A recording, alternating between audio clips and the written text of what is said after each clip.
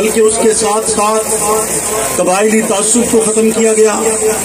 رنگ اور نسل کے تعصب کو ختم کیا گیا، زبان اور مکان کے تعصب کو ختم کیا گیا۔ غرض ایک ایسا اعلان جس نے یہ بتلا چھوڑا کہ آج کے بعد فضیلت کی بنیاد وہ تقویٰ ہوگی، اور تقویٰ کے علاوہ کسی اور چیز کو فضیلت کی بنیاد نہیں بنایا جائے گا، اور اسی بنیاد پر اسلام کا نظام آگے چلتا ہے، اور چلتے چلتے اس لا الہ کی بنیاد پر پاکستان بنانے کے لیے دو قومی نظریے کی بنیاد رکھی جاتی ہے۔ اور دو قومی نظریہ کیا تھا کہ ایک طرف ہندو موجود تھے، دوسری طرف مسلمان موجود تھے۔ ایک نظریے کو ہندوازم کہا گیا، دوسرے نظریے کو مسلمانزم کہا جاتا ہے کہ ایک نظریہ الگ شناخت رکھتا ہے، دوسرا الگ شناخت رکھتا ہے۔ ایک نظریے میں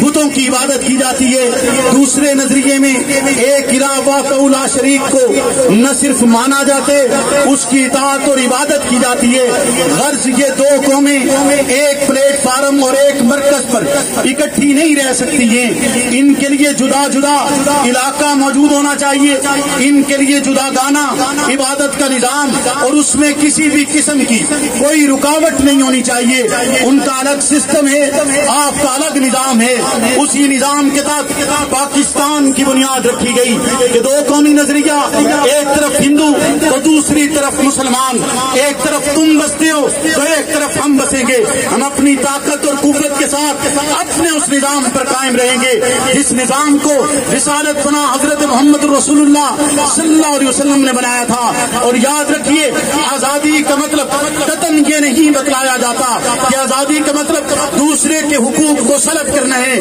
آزادی کا مطلب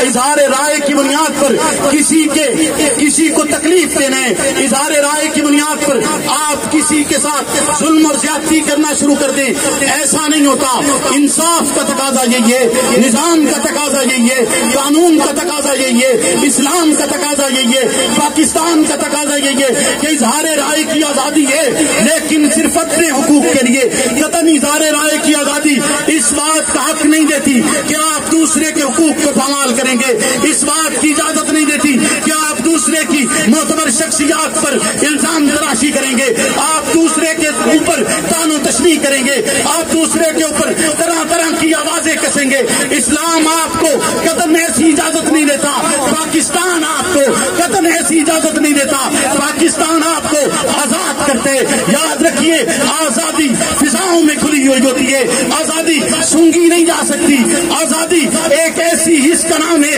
جب انسان اس کے اندر داخل ہوتے تو وہ خود بخود اس کے وجود سے پھوٹنا شروع ہو جاتی ہے۔ اور آزادی کا مطلب اگر کوئی یہ مراد لے گا کہ آزادی کی آڑ میں وہ ہماری مقدس شخصیات پر تانزنی کرے گا، آزادی کو مطلب اگر کوئی یہ لے گا کہ وہ آزادی کو سامنے رکھتے ہوئے ہمارے ملک کے اداروں کے خلاف بولے گا، آزادی کا مطلب اگر کوئی یہ سمجھتے ہے کہ وہ پاکستان کے خلاف سازش کرے گا، ہم نہ اسلام کے خلاف سازش ہونے دیں گے، نہ پاکستان کے خلاف سازش ہونے دیں گے۔ اگر ہم تابندہ نہ ہوتے تو اس عہد میں زندہ نہ ہوتے، اندھیرے اور بڑھ جاتے اگر ہم، اندھیرے اور بڑھ جاتے اگر ہم، نوید صبح آئندہ نہ ہوتے، نوید صبح آئندہ نہ ہوتے۔ انشاءاللہ العزیز پاکستان کی یہ سرزمین جو اسلام کے نام پر بنی ہے، یہ مستحکم اسلام کا قلعہ بنے گا، اسلامی نظام کے ساتھ بنے گا، اور اسلامی نظام کے مطابق اگر اس کے قانون اور آئین بنائے جاتے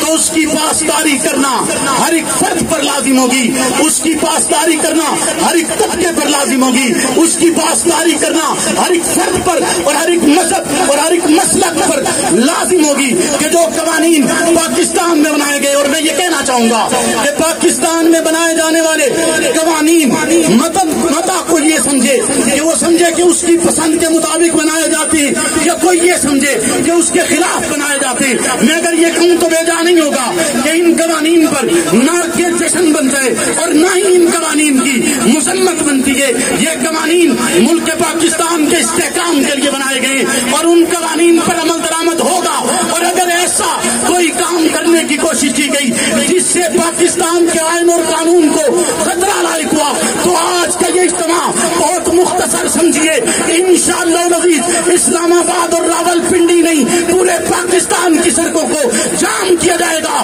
اور یہ پیغام دیا جائے گا فنا فی اللہ کی تہ میں بقا کا راز مجھ میں ہے، جسے مرنا نہیں آتا اسے جینا